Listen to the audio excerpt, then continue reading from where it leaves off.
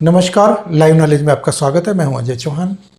और आज मैं एक फेसबुक पोस्ट पढ़ रहा था। तो उस फेसबुक पोस्ट में अगर मैं आप लोगों को दिखाऊं या पढ़ के सुनाऊं तो वो कुछ इस प्रकार से थी कि हिंदू समाज में बदलाव क्यों नहीं आता, क्योंकि गरीब में हिम्मत नहीं, मध्यम को फुर्सत नहीं और अमीर को जरूरत नहीं। तो जो फेसबुक पोस्ट कह रही है उसमें जो जो भाव निकल के आ रहा है वो कुछ इस तरह के कि हिंदू समाज में बदलाव क्यों नहीं आ पा रहे हैं। हिंदू समाज में आज धीरे धीरे या बहुत अंकुरित तरीके से यूं कह लो कि एक बहुत ही मामूली तरीके से बदलाव देखने को मिल रहा है, जरूर मिल रहा है, लेकिन बहुत ही छोटे लेवल पर बदलाव देखने को मिल रहा है। तो वो बदलाव भी अगर हम देखें तो किस स्तर पर या किस परिदृश्य में हमको देखने को मिलता है, आज हम इस विषय पर बात करेंगे। तो अगर हिंदू समाज में बदलाव नहीं आता तो इसके पीछे क्या कारण है ये भी हम जानेंगे। तो क्योंकि गरीब में हिम्मत नहीं है, गरीब में हिम्मत नहीं है कि वो इस तरह के बड़े बदलाव कर सके, हिंदू समाज में जागृति लाने के। आर्थिक स्थिति होती है, गरीब से मतलब आर्थिक स्थिति में गरीब, और मध्यम को फुर्सत नहीं, यानी कि मध्यम समाज यानी मिडिल क्लास जो है उसको फुर्सत नहीं है अपनी नौकरी पेशे से या अपनी किस्तें जमा करने से या अपने छोटे मोटे जो टूर बनाने से या लॉन्ग ड्राइव करने से या फिल्में देखने से या इस प्रकार से जो अमेजन या इस तरह की मतलब उसमें उलझ के रह गया वो, और अपने आधुनिक तरीके से वो इलेक्ट्रॉनिक्स मीडिया में या फिल्में देखने में या किस प्रकार से वो इतना उलझ चुका है कि उसको फुर्सत ही नहीं मिलती। इसके बाद बात आती है कि अमीर, तो अमीर को इसके जरूरत नहीं है। इसमें अमीर लोग जो हो गए, यानी हम कह लो कि बॉलीवुड के जो सुपरस्टार हैं, हम उनका उदाहरण ले, तो वो फिल्में बनाने में इतने व्यस्त है कि वो मिडिल क्लास के लिए या गरीब के लिए इस तरह की फिल्में बनाते हैं कि वो उनको ज़रूरत ही नहीं है कि वो धर्म के बारे में सोचे। अच्छा, राजनेताओं की अगर हम बात करें तो राजनेताओं को जब वो इस लेवल पे पहुंच जाते हैं, राजनेता बन जाते हैं, तो उनको इससे आवश्यकता नहीं है कि एक किस धर्म को या किस जाति को या हिंदुओं को अगर हम बात करें तो उनको क्या आवश्यकता, आज क्यों वो परेशान है या हिंदुत्व किस दिशा में जा रहा है तो उसको ऊपर उठाना है या नहीं उसमें आवश्यकता नहीं है। फिर वो राष्ट्रवाद के या राष्ट्रीय स्तर पर वो पहुंच जाते हैं, यानी कि एक भाजपा का अगर एक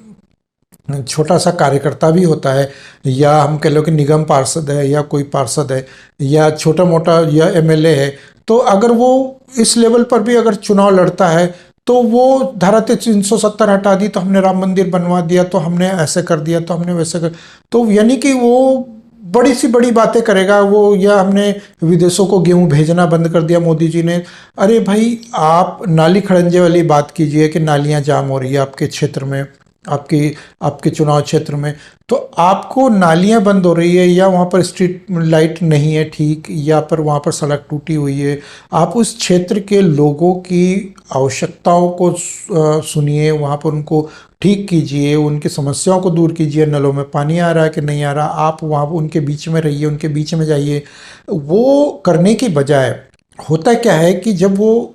ऊंचे स्तर पर पहुंच जाता है तो वो सोचता है कि मेरे से ऊपर कोई नहीं है और मैं इस पूरे क्षेत्र का, यानी कि अगर हम कह लो कि एक विशेष क्षेत्र का यदि वो वहाँ प्रतिनिधि बन जाता है तो वो सोचता है कि मैं इस क्षेत्र में इतना ऊंचा हूँ कि मेरे से नीचे ही है बाकी सारे, और वो जब वो नीचे झांक के देखता है तो दिखता है कि इनकी कोई आवश्यकता नहीं है, इनको 5 साल बाद सोचेंगे या देखेंगे। तो ये एक पैमाना होता है, मतलब कि अमीर को इस चीज़ की आवश्यकता नहीं है कि वो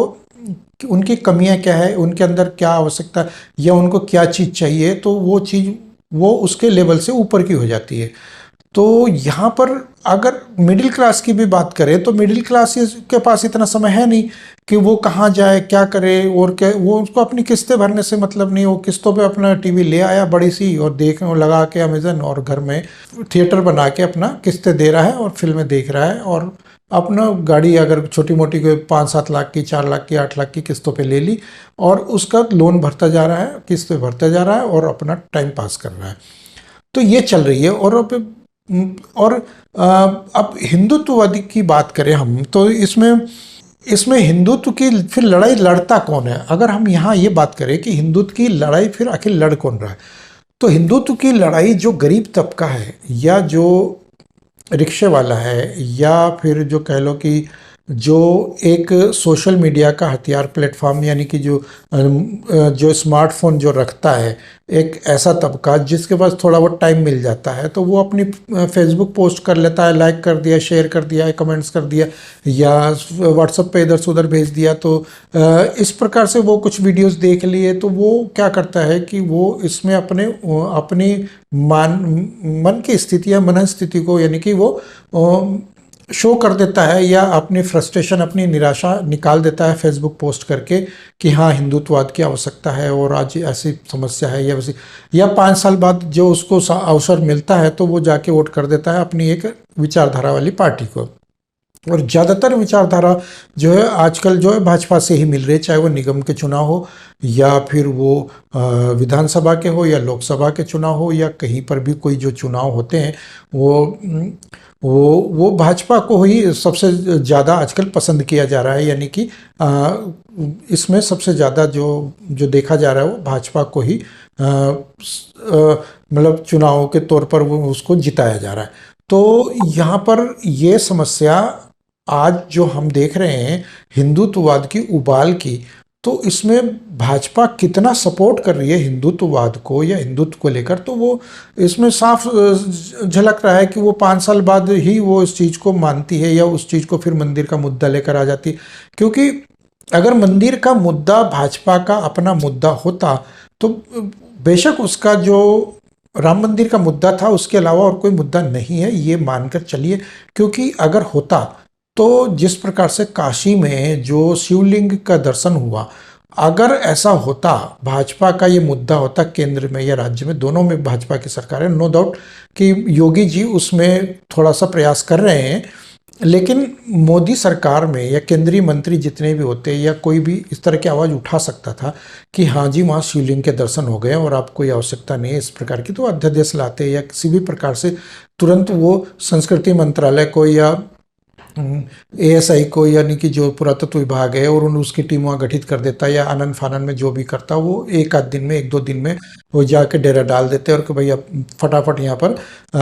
ताकत के दम पर या कानून के दम पर या जो भी है बात बैठकर वाद विवाद जो भी होता निपटारा करते, या कि भाई अब ये कोई समस्या नहीं रही, ये हमारा अपना मंदिर है, ये हमारा धार्मिक स्थल है, तो आप इसको हमें हैंड ओवर कर दीजिए और हम समझौता करके या जैसे भी होता वो मामले को निपटा देते। लेकिन यहाँ पर अगर हम कहें कि हिंदुत्ववादी पार्टी होती भाजपा तो इस मामले को निपटाती, लेकिन क्योंकि वो तो राष्ट्रीय स्तर पर पहुंच गए, राष्ट्रवाद हो गया उसका, तो बेशक छोटे मोटे मंत्री कोई या इधर उधर के 2-4 10-20 अगर आके बयानबाजी कर भी रहे हैं तो इसका मतलब ये नहीं है कि वो पार्टी के स्तर पर वो बयानबाजी कर रहे हैं या सरकारी स्तर पर, वो अपने निजी बयानबाजी कर रहे हैं। हिंदुओं को इसीलिए इस्तेमाल करती है, उनको बेवकूफ़ इसीलिए बनाती है कि, और हिंदुओं के वोट से ही वो शासन करती हैं और बाद में हिंदुओं को ही दबाया जाता है। तो यही है आज के मेरे विचार। और अगर आप लोग मेरे इस चैनल पर नया हैं तो कृपया इस चैनल को सब्सक्राइब करके पास में बने बेल आइकन को दबा दें ताकि मेरे आगे आने वाले वीडियोस की नोटिफिकेशन भी आप लोगों तक पहुंचती रहे। तो मिलते हैं अगले वीडियो में, तब तक के लिए जय श्री राम।